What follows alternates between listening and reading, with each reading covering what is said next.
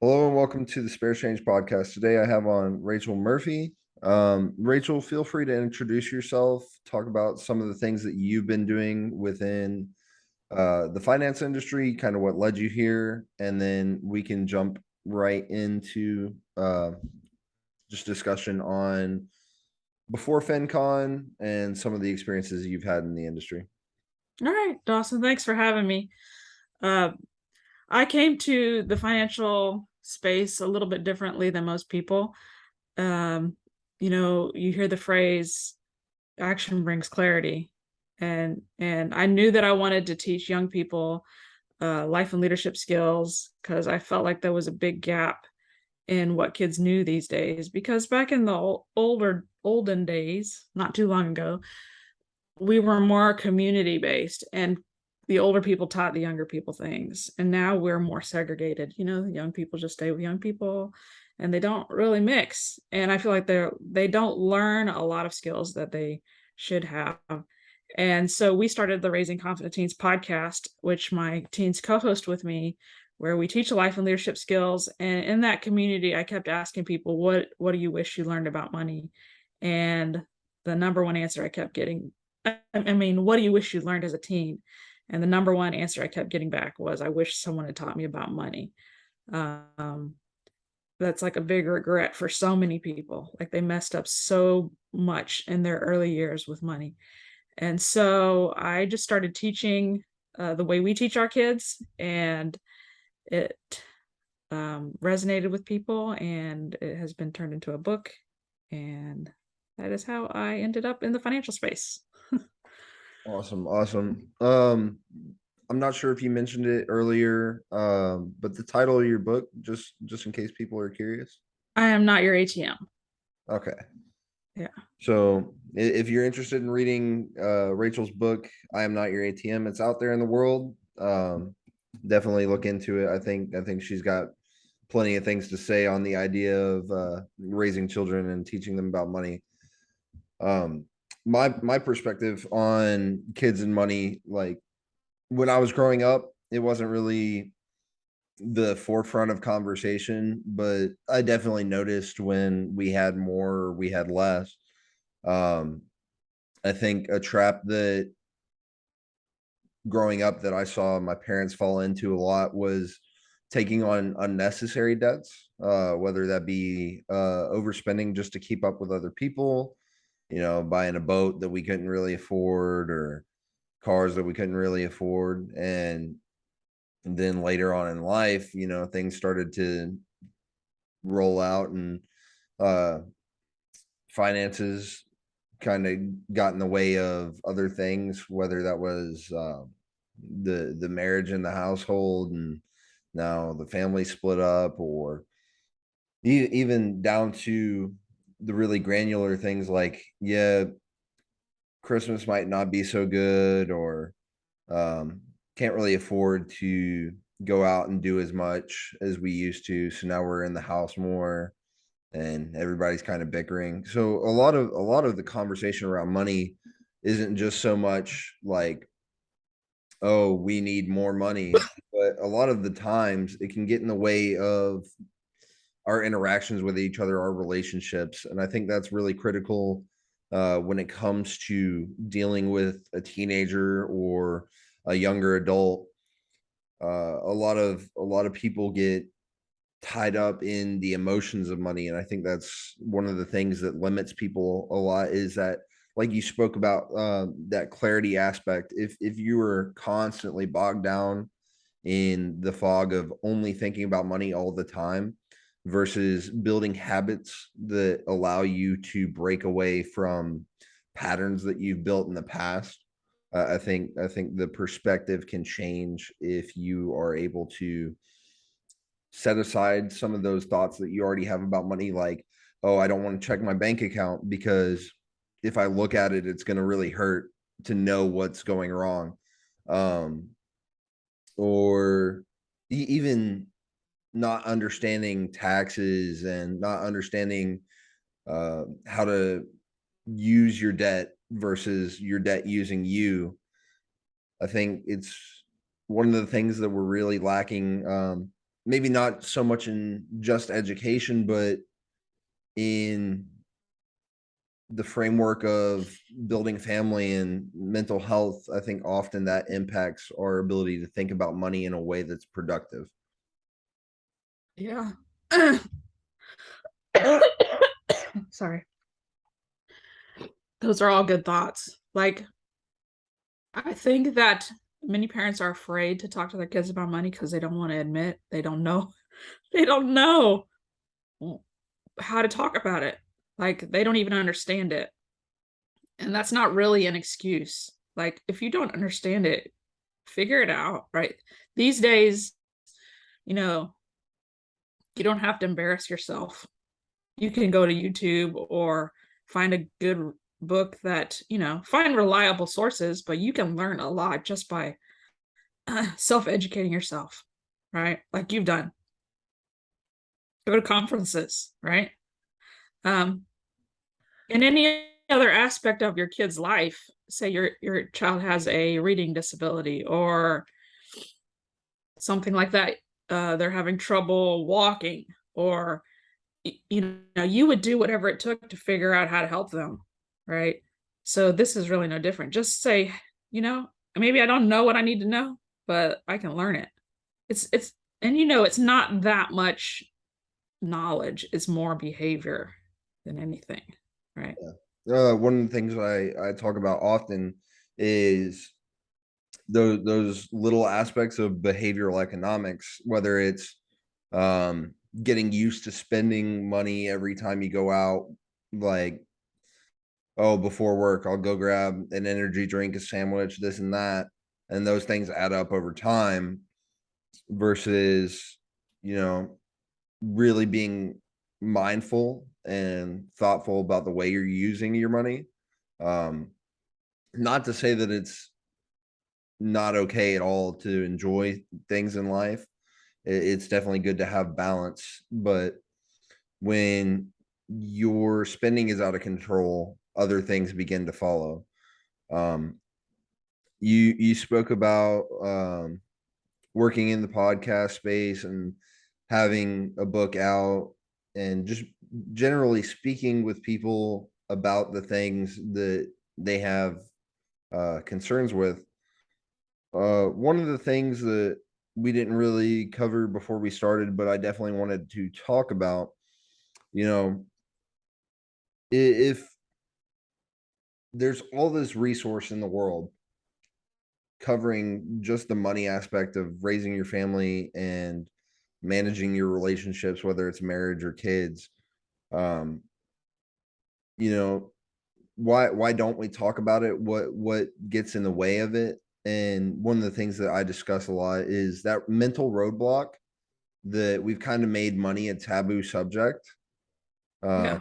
it falls into the same, like, you can't talk about this in a bar as like religion or politics or um, sex. Everything about money is almost dragged away from the conversation because nobody's really comfortable to talk about the things that are going wrong when they're happening to them. I think it's definitely important.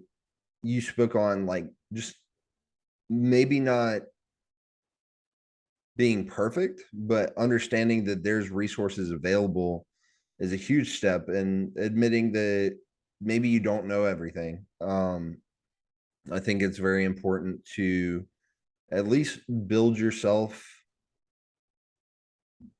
stepping stones.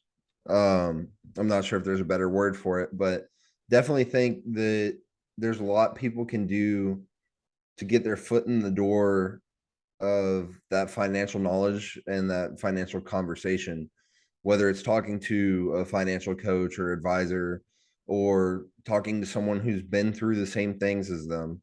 It's definitely possible, but I think a lot of people are very aversive and almost unwilling to have that conversation because they feel that it's either inappropriate or they're not confident enough, or maybe even they really don't want to talk about it because it's a sensitive subject for them. I'm not sure if you've found any way to overcome those things specifically, or if it's just more of having that initial conversation that's produced results. Yeah, you just have to commit to, if you can learn to be a learner, you can do almost anything, right? Especially today. Like, one of my kids started a small engine repair business when he was 11 just by YouTubing and reading books. So, if you can commit to like, hey, I want to learn this subject, let me immerse myself in it, right? And just spend an hour or two a day just learning. You'll just come out. I feel like I have learned more in my 40s than I ever learned in my when I was in school. Just because I'm like, ooh, I'm just interested in things. Like, tell me more. So I think that a lot of people they felt like they finished school and they're done. But but you just need to, like, life is about learning things and problem solving. And people act like there should not be problems in this life. But that's what life is. It's just problem solving over and over and over. And if you can become a good problem solver and become a learner, you can do all kinds of crazy things. Um, so I don't, you know, it has to be a mindset shift. Like, mindset is the thing that changed our lives. Like, when we were stuck all of those years digging out of debt, it took us 5 years and we were very slow at it. Looking back, like, if I had to do it over again, I would have done it totally different. But our mindset was wrong because we didn't believe in ourselves and we felt like failures because not only had we gone through losing the business, but we had gone through 3 job layoffs within like 9 months and several cross country moves for jobs. And like, we just felt like nothing we're doing is working and we're just going to have to like exist. Like, my husband was driving taxi, so we were making hardly nothing. And it was just like, um, just getting through the day, right? This was before the days of podcasts. Now, if I had to do it over again, I'd be pouring myself into podcasts, reading lots of books, and just working on my mind. I know a lot of people feel like that's woo-woo stuff, but it really, how you think about yourself is going to determine how far you're going to go in life. And if you think that you can never achieve with money, then you probably never will. Yeah, and that almost perfectly leads into my next kind of idea or topic. When you talk about, believing in yourself and um, just having that drive, that self-confidence is huge. And one of the things that on the link that you sent me before this started, um, confidence and competence. At some point, they have to commingle and work in a loop. If you could elaborate on that, I have my own version of it, but what do you feel confidence and competence have to do with the money conversation, and how can people build on both of those frameworks? Yeah. We came across the whole idea of the confidence competence loop, um, just by living life. Like, we have 5 kids. So the oldest is 25, the youngest is 9. And about 12 years ago, we decided to build our own house. And we had no construction experience other than a 2-day class. Um, so we spent 3.5 years building a house, and it was a healing a healing time for us because we learned a lot about ourselves and our capabilities, and we learned that people can do way more than they think they can. And our kids watched us go through all this, and they learned a lot about construction and about how to figure things out and resilience. And because we really couldn't quit. Once we started, nobody was going to buy a half-built house, so we had to figure it out.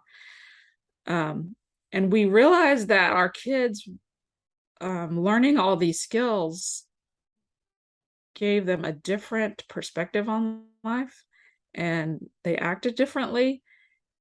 And I realized there is a connection somehow between learning skills and being confident. And so we were kind of messing with that idea, and that's how we named, we teach life and leadership skills, and we named our podcast Raising Confident Teens. And then after that, I came across, I like to listen to Brendan Burchard. I don't know if you've ever heard of him. He teaches he teaches a lot of good business principles and stuff, and he was talking about this thing called the confidence competence loop. And I'm like, that is it. It's actually a real thing.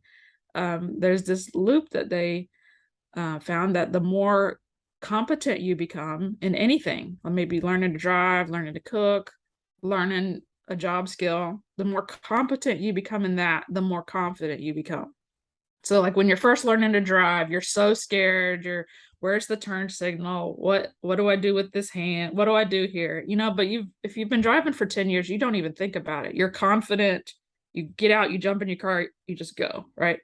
So that competence leads to confidence. And once you become more confident, you become more willing to try new things.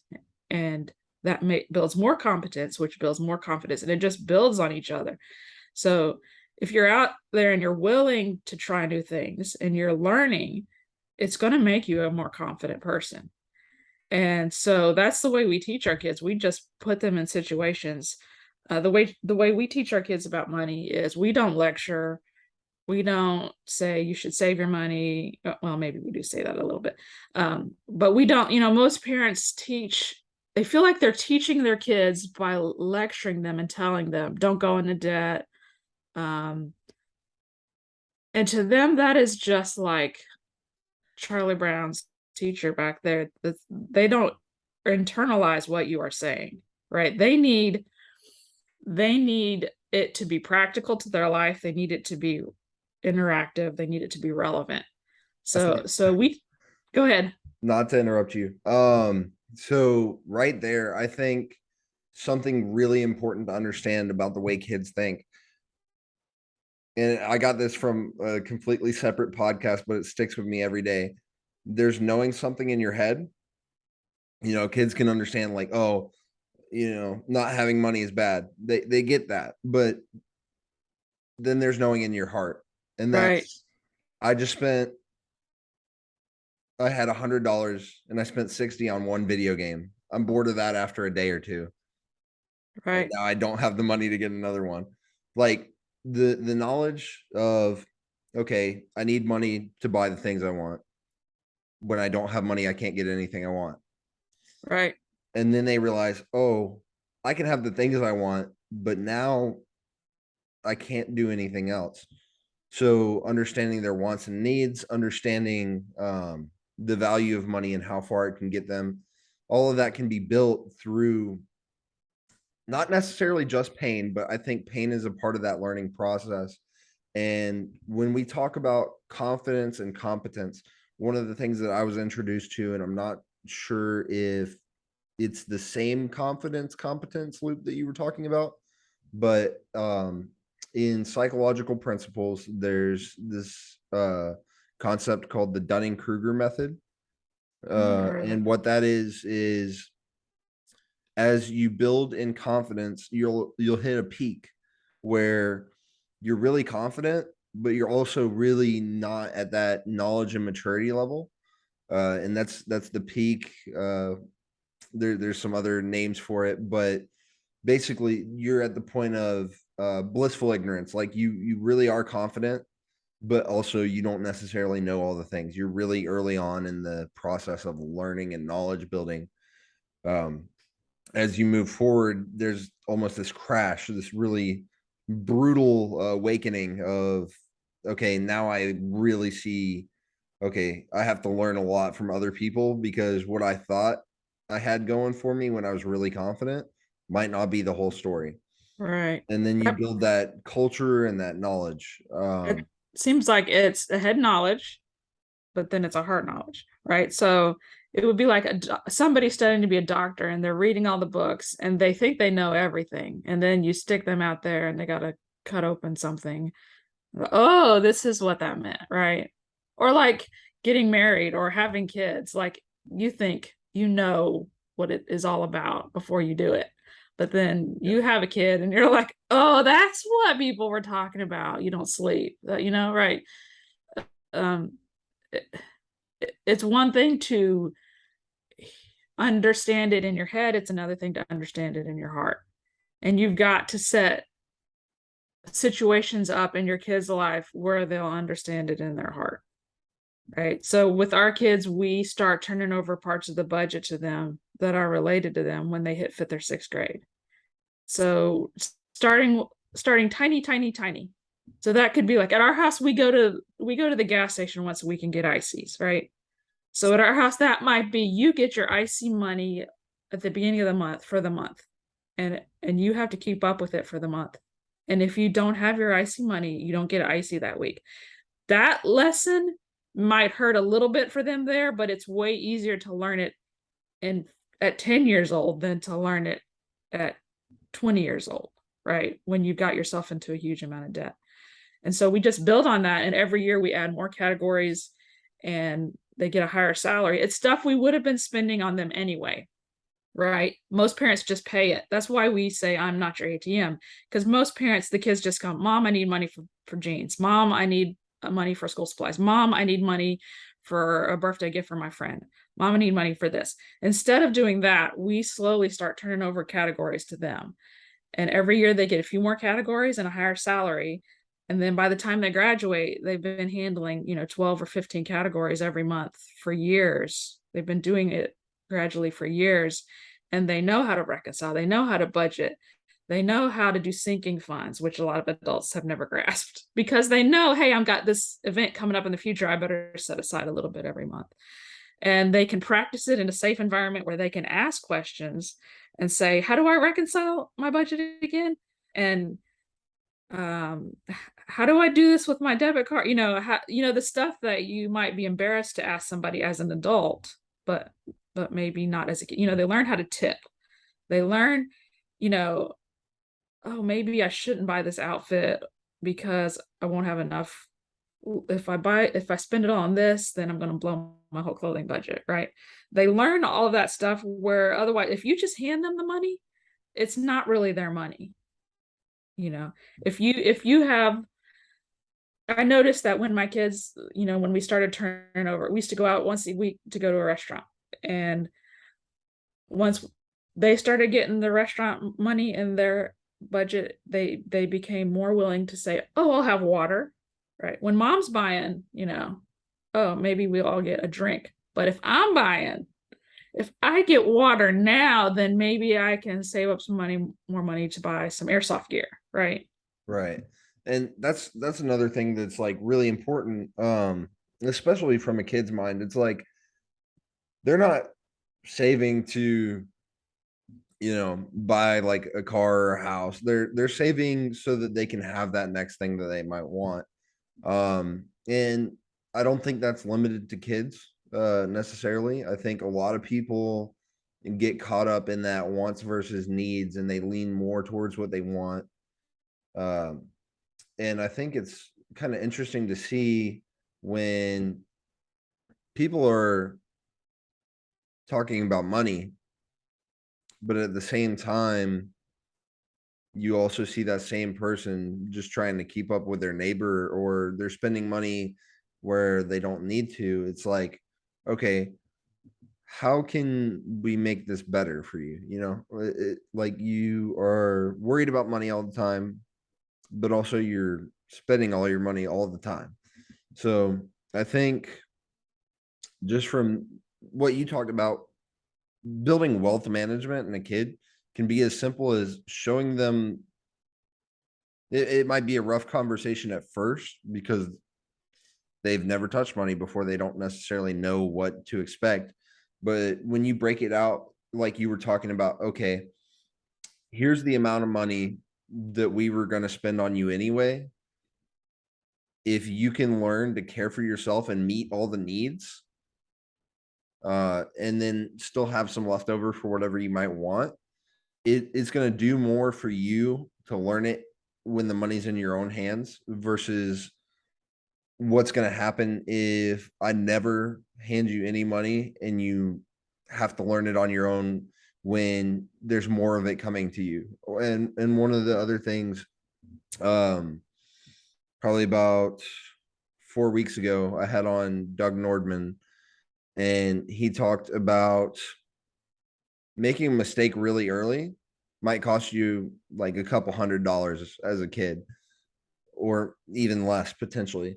But making a mistake when you're out in the world and you have a day job while you're trying to make it through college and you blow like $5,000 on a mistake, that's significantly different. And the time that you've not learned about money between your childhood and then can really begin to impact your finances as you're going through life. And the larger mistakes that you end up making, the harder it is to kind of climb out of that cycle of spending money that you don't have, getting caught in debt, and just mismanagement of your wealth and your earning potential. Yeah.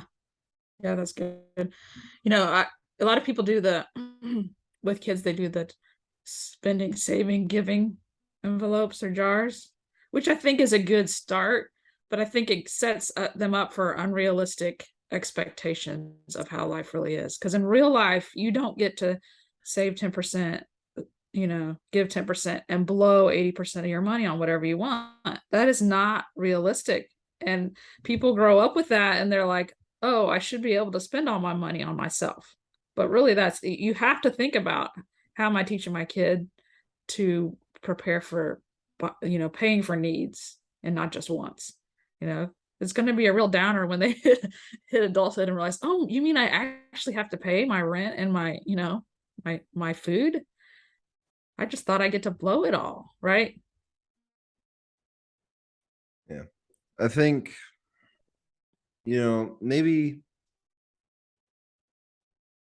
maybe today is, let's say we're dealing with all sorts of things. So there's a lot of unknowns in how the economy is going to be even from today to next week.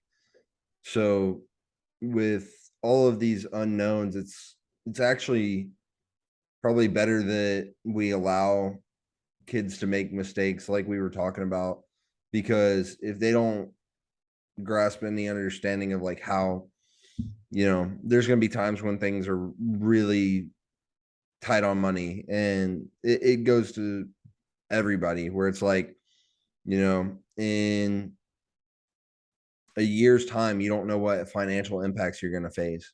So having that toolkit of knowing like I'm always going to have a way to make my money like work in the long run on my behalf. So whether that's through investing or it's through uh, that compound interest, putting money away and having the capability to understand, okay, I'm still going to have everything I need.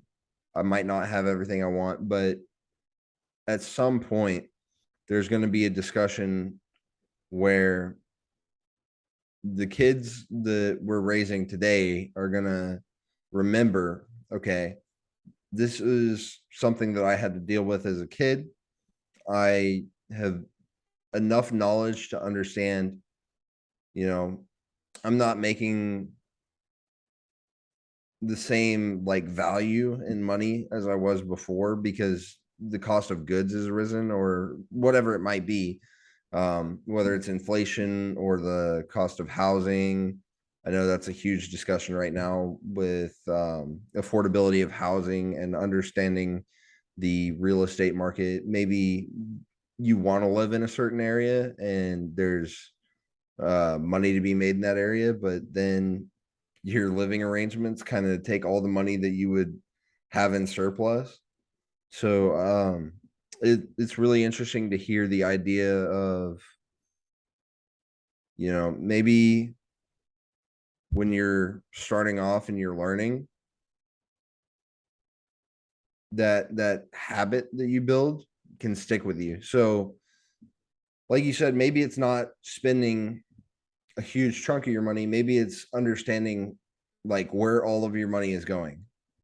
And I think that's really important to understand, because when you're balancing a budget, that can be fundamental to every other financial aspect. Because if you don't have money to invest because you didn't start off properly, if the foundation's not there, then it's going to be much, much more difficult to get started anywhere else with your money. Yeah. Yeah. Some people, you can like give your kids a salary and say, hey, you'll get the same amount next month, depending on if you can account for where it all went this month, right? Like you need to be mindful. Like it's so easy to be like, where did it all go? Even as adults. Have you seen the Cube app, the I have Cube not. card? Do you know what I'm Uh, talking about? You know the envelope system? You're familiar with the uh, cash envelope I system. think we touched it really briefly, but Right. A lot of people use cash envelopes because it helps them keep track of where they're spending their money when they go to the bank and they get all the cash and they stick it on envelopes. But I mean, I've done that before. I don't like carrying cash, that much cash around. And what if I have the envelope and my husband's at the store, right? But Cube has come out with this debit card, and it's like a virtual cash envelope, and you go in there and you select like groceries gets this much money. And so when you go to the bank, you open up that envelope on your app. That way you know exactly where how much you have in each category to spend. You don't spend what you don't have. Um, and they have a free version too. So that's a cool little tool for people to help them be more mindful of their spending and where it's all going. yeah, I think today is or like really like where money is headed and financial technology is headed. Um, there's definitely some good and potentially bad aspects to it. So what you're talking about, where people can allocate money into different, like, kind of section out their budget, where it's like, okay, I can spend this much on food this month. That's great. But there's also this aspect of there's so many new topics and everybody's going to follow a trend. And I think the way that we're headed might might almost put people backwards, or like in situations they weren't really prepared for. So I think I've seen some things, like when we're talking about apps, um, everything from Robinhood for investing that blew up really crazy. And then you've got Coinbase in investing in cryptocurrency. And there's a lot of um, push for people to use this financial technology. But then we also talk about mindfulness. And one of the things that I think is super important is understanding what you're putting your money into. So, uh, as far as investments go, it is definitely interesting when you see people kind of realize, like, okay, if I put my money into an investment brokerage, or like a digital broker, and then they're selling my own shares to people who are shorting the stocks that I'm investing in. That was an interesting conversation that came out of Robinhood. So it'd be interesting to see where people's trends go and the way people are using financial technology, and whether it's helpful or harmful. I think a lot of people get themselves into trouble with kind of getting a bare minimum understanding of the financial technology and tools they're using. Yeah. Yeah. Don't do anything you don't understand. Yeah. That would be my advice. Don't invest in something that you don't understand, or don't, go into a business that you don't understand how it works, because that's a good way to lose a lot of money. Yeah. And I don't think this necessarily applies to just teens. I think it hits the adult market too, where it's like a lot of people will throw their money at something just because that's what everybody else is doing, like cryptocurrency. And hearing, you know, you'll see people all jump on one thing, whether it's Bitcoin or something similar and they don't understand how it works. And that's always been like really alarming to me is people will throw their money at whatever everybody else is investing in and they're not really doing that due diligence and research on the front end. And I think that's important to learn as a kid too, where it's like, people are everybody's competing for your attention and your money in today's day and age. Even through social media, we're starting to see trends where you can tag all the merchandise in a picture and it'll take you direct to a store. So that habit spending and that kind of seeing what everybody else is buying and wearing, maybe this influencer didn't even pay for any of the stuff they're wearing in that picture, but now that marketing and that advertisement through a person that you're relating to, that parasocial relationship that you've built with a creator online, is leading you to spending money because a company's working through their profile as an advertiser or merchandiser. And technology is getting really, really competitive in ad space. And I think it's important to understand, you know, there's a lot of people competing for the paycheck that you went and earned.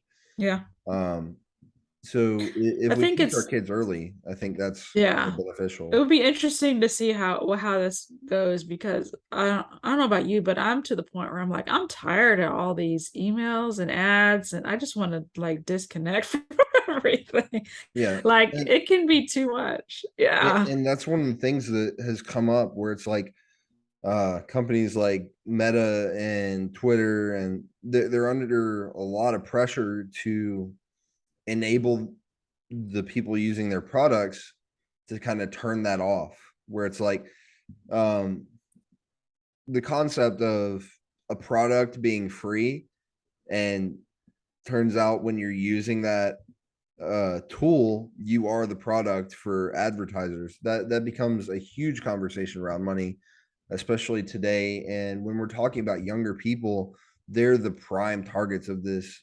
kind of behavioral spending and uh brand loyalty.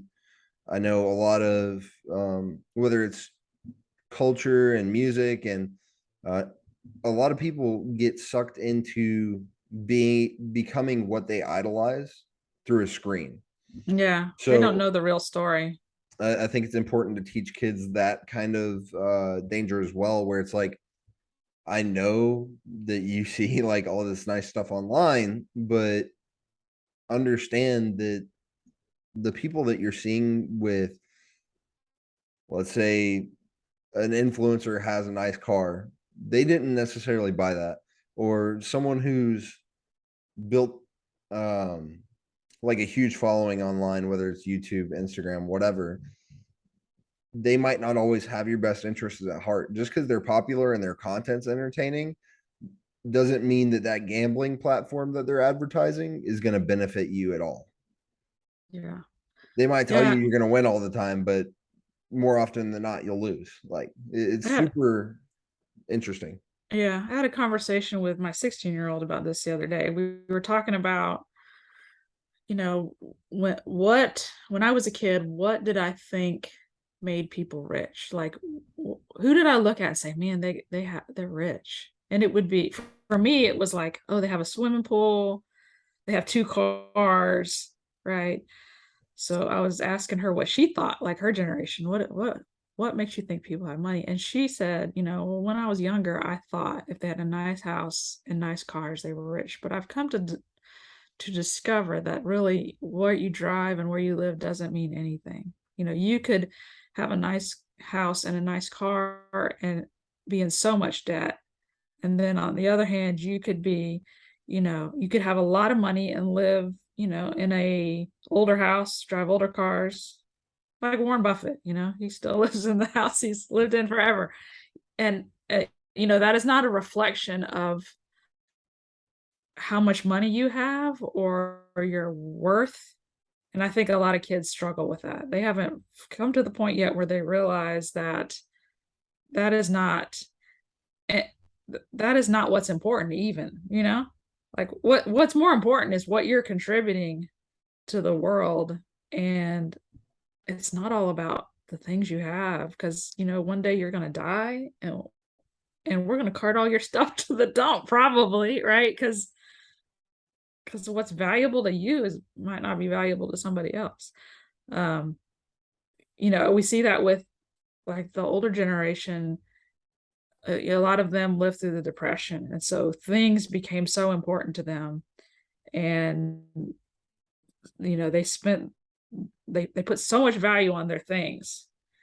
And I can understand that's a mental thing, because they went without for so long.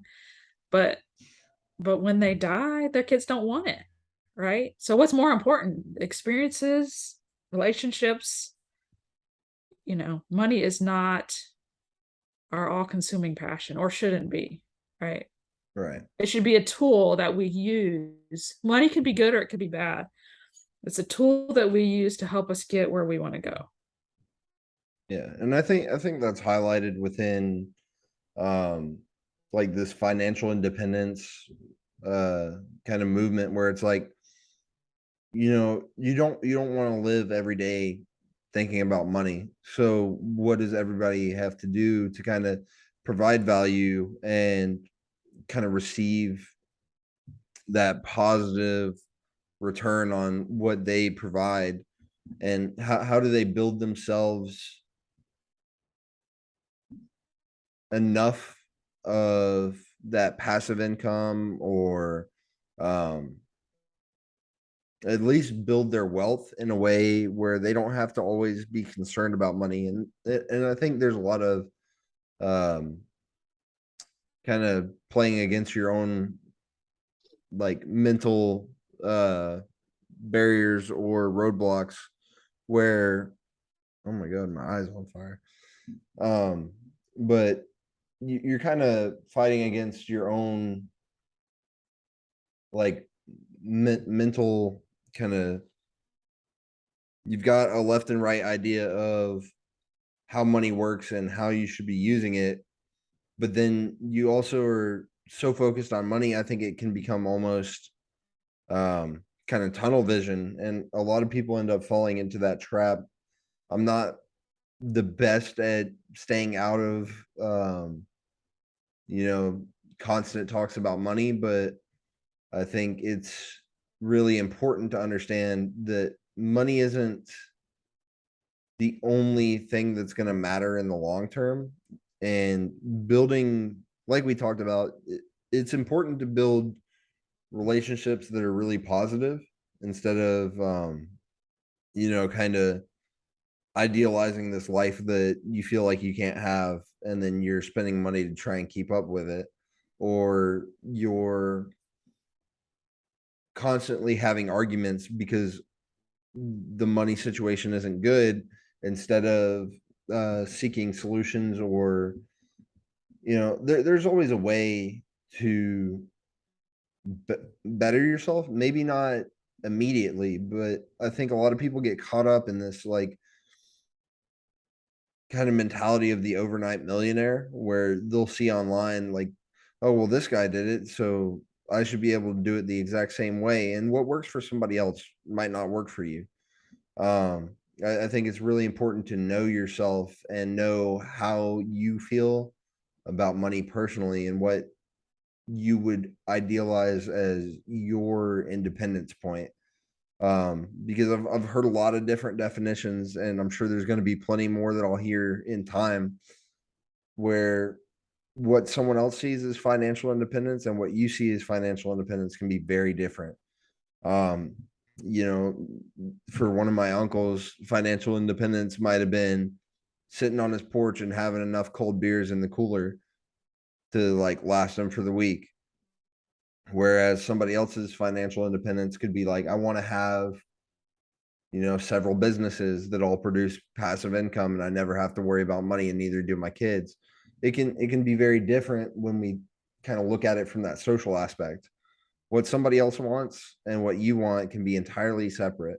So when we talk from the perspective of someone who's trying to provide financial knowledge, it's important to know who we're talking to. And I think a lot of people in that younger crowd, their financial independence is being able to spend money on whatever they really want.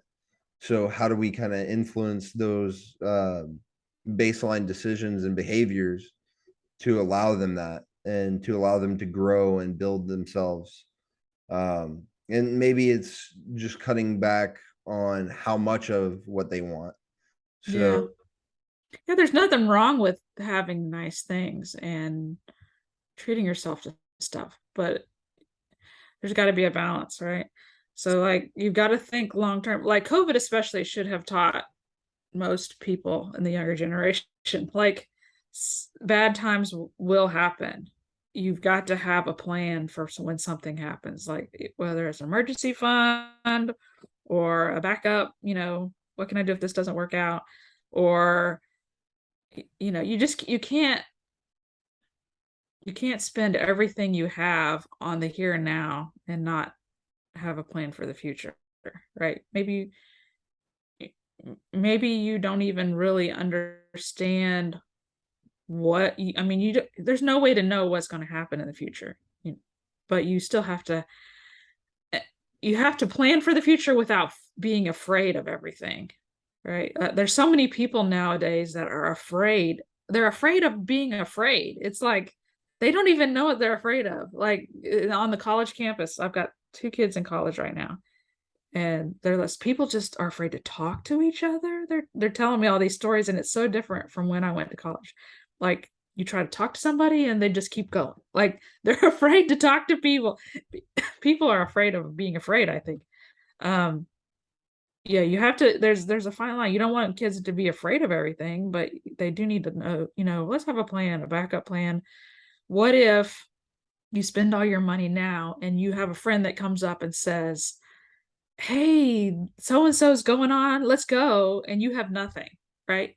It might be good to have a little bit stashed away in a slush fund or something where emergencies, good or bad, you can tap into, right? It's just good planning. You learned that in the military, right? You got to something plan. like that. Um, yeah, and a term we always, or maybe a phrase, but it falls right into that line of like planning for things, and maybe you didn't plan the way you needed to. So the way we talk about it is every plan fails first contact, meaning you can plan all day, every day, but the uncertainties are going to have a factor in the plan that you've developed. And let's say that you've been saving and saving and saving, and your plan was to buy a car or whatever it might be. And then the day you go to the dealership, like something crazy happens. You weren't expecting a financial impact, or maybe even something really positive. And now, instead of what you had planned for, which is buying like a beat up 1998 Honda Civic, you might have some different things come up where, you know, now I don't even have the money for that. Or maybe you've got so much money that you like spend more. I don't think that anything is guaranteed. And a lot of people fall into this idea that I've got money today, it's going to be there tomorrow. So I'm just going to spend it now.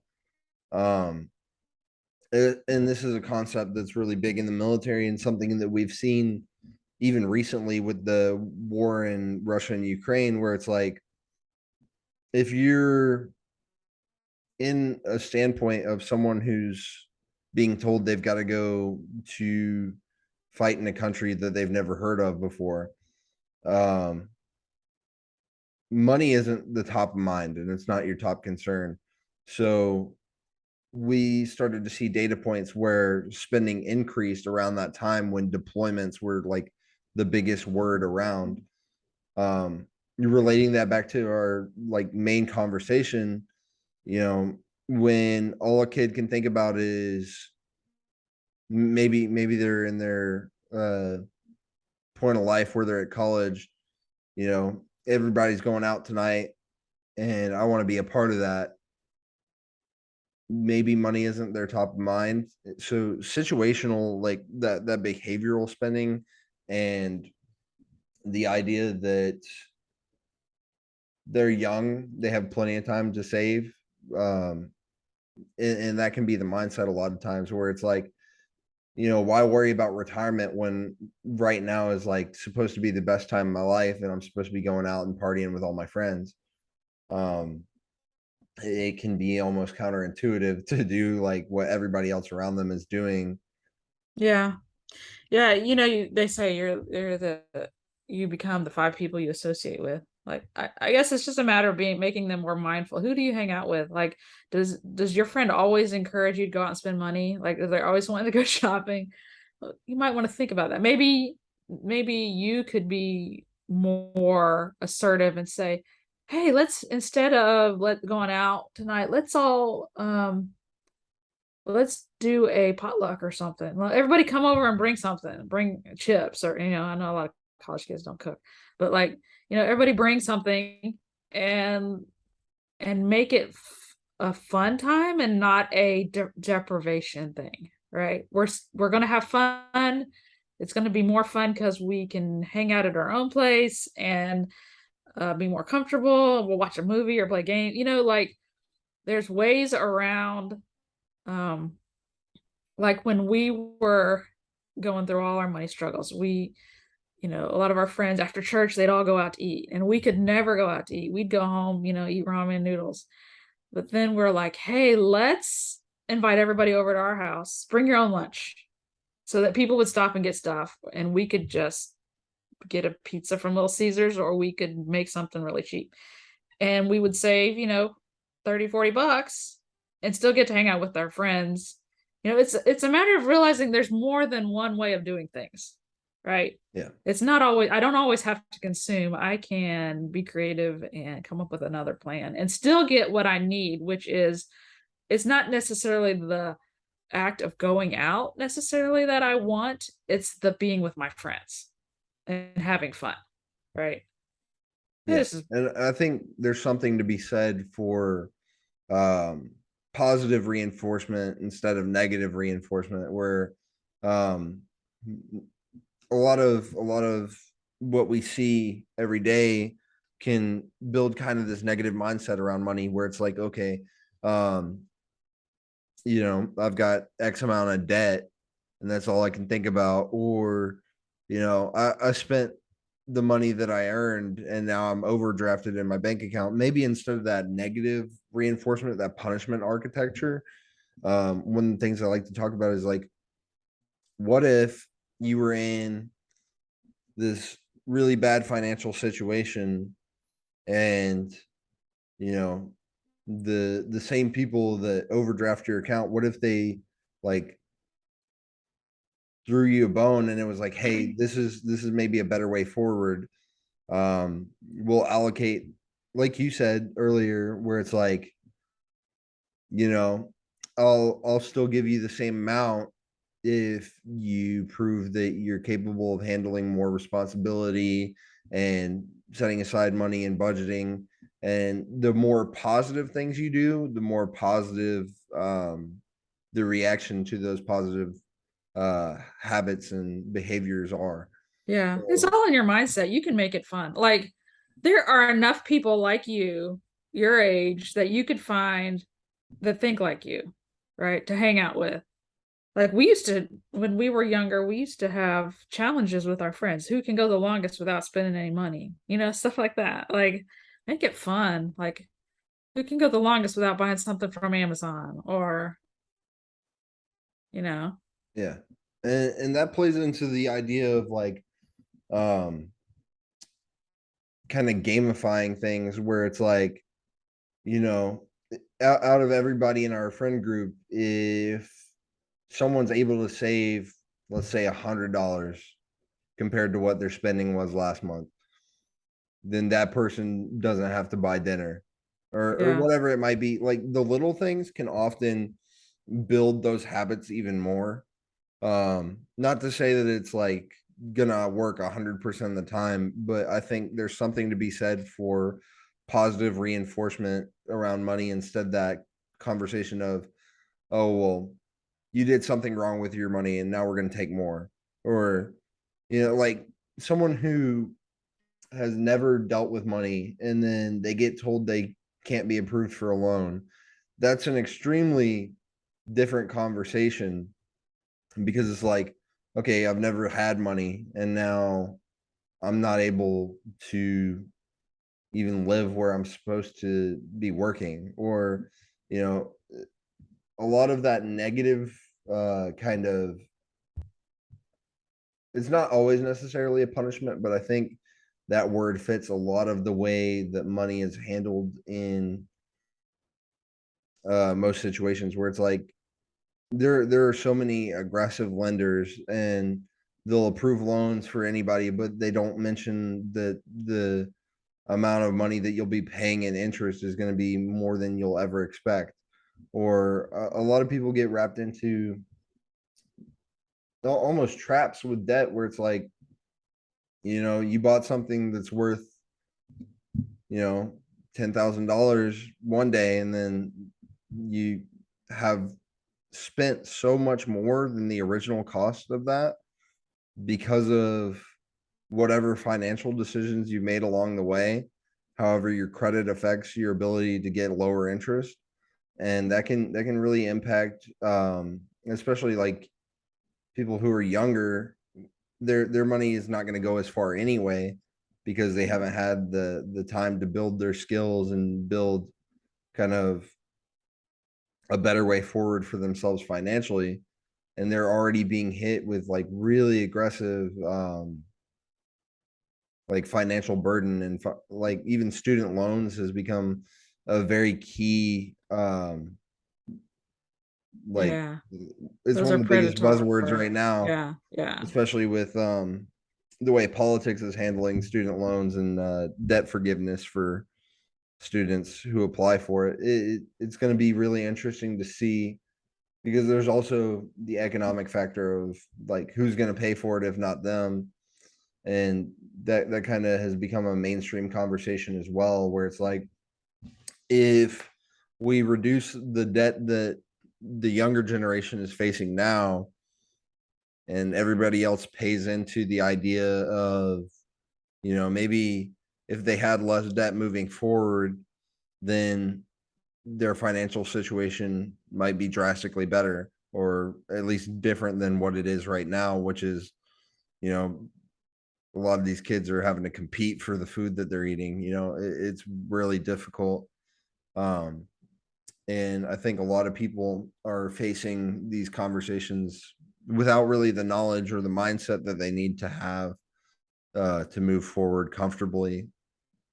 I think the things that we talked about today can really help people, whether it's, understanding where all their money's going at the end of every month, or whether it's understanding that there are better ways to kind of implement certain behavioral changes in order to um, either build wealth or like save some money that they'd be spending and put it towards something that's going to benefit them.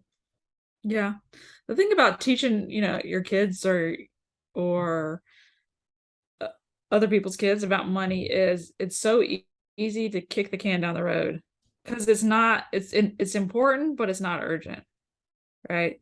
We know we should do it, but it's not pressing on us like I got to sign up for baseball or I've got to sign up for the ACT or I've got to fill out these graduation forms. It's not, it's you're going to have to self-impose. I got to focus on this and teach this to my brother-in-law or my kids or whatever. Like it has to become something that you do. You have to decide to do it. Just like any kind of money education. Nobody's going to make you do it, but if you don't do it, you're probably going to regret it later because it's worth it. Yeah. So I think that we definitely covered a lot, and I think that people are going to really have some value come out of some of the things that we talked about.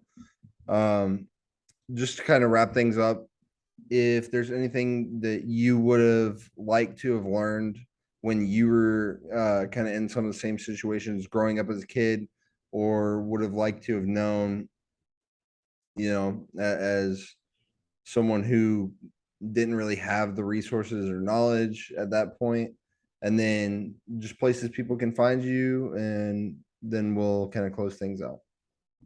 Yeah. I'm from the generation where I'm in my late 40s. So my generation was the first generation to really have credit cards. Like our parents got one, when we were older, but they didn't really use it. Um, so there was the talk of don't get into debt, credit cards are dangerous, but no real like really explanations of how dangerous they were and how the interest all worked out. And that is a great lesson to teach your kids. Show them like, hey, this is what's going to happen if you get a credit card. There's calculators that are free at like online where you can just Google minimum payment credit card calculator. They'll show you if you pay the minimum, how much are you actually really paying in the end. And then take that same amount and go to an investing calculator and show what if I put that same amount of money into an investment, how much will I have in 40 years, right? It's an amazing difference. One you're buried under the snowball, and the other one you're pushing it, down the hill, like you're in charge. And so that's a lesson I wish I had learned, and I wish I had really grasped the concept of just be a learner, like be willing to go out and learn stuff and look like a fool sometimes, because people are so afraid to ask questions because they don't want to look stupid. um it doesn't matter, people aren't going to remember your stupid question. Just be willing to be out there, to go out there, put yourself out there, be a learner, and just be willing to make mistakes. I think that's another thing that people just, they're afraid of making mistakes, so they do nothing. Just get out there, you're going to make mistakes. um but the more mistakes you make, the more you learn. And I'm going to set up a page just for your listeners. If you go to rachelmurphycoaching.com/spare change, I'm going to have a link to my book, a link to my top 3 favorite books on money for teens. And if you kind of like the way I was talking about, oh, maybe I could start turning things over to my kids. There's a free spending tracker on there. You can just start keeping track of where am I spending money. Don't I want you to be mindful and think about this before you go to your kids and say, hey, we're doing this new thing. First step would be just start thinking about what could I actually turn over to them. What am I spending money on right now that could become something that could be a learning lesson for them, and just keep track. And there's also a link to our podcast on there. So, and you can find me on Instagram and Facebook at Rachel Murphy Coaching. Awesome, Rachel. Thank you. I appreciate your time, and I definitely enjoyed this conversation. Helped kind of put some things into perspective and also highlight some of the other discussions that we've had here. Um, yeah, and if at any point within this next week we kind of highlight some new topics, I'd love to come back to this conversation and kind of think, okay, coming out of FinCon, these are some of the other discussions we had. But yeah, overall, just definitely appreciate your time, and I hope you have a great rest of your day. Yeah, Dawson, you're gonna go far. You keep learning all this financial stuff. Yeah, You're, trying. you're My, gonna my you're gonna brain do ends good. up like my brain ends up a little soupy after a while, so I have to kind of You got to dabble in. implement. Don't forget to implement. All right. All right. You have a great day.